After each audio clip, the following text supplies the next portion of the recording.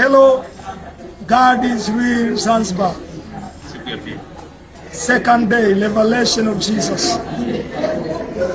Tunaenda kushuhudia sasa second day mpaka saa 9 kushuhudia watu wa Zanzibar wampokee Bwana Yesu.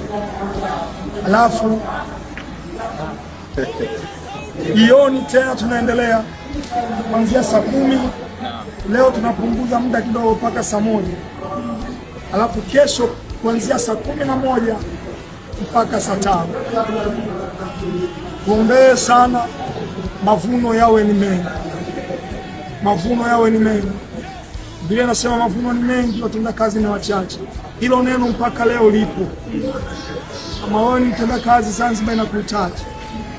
Mungu akubariki sana. Amen. Mungu kaongea chochote kwa mnatuona kwenye haya mavazi.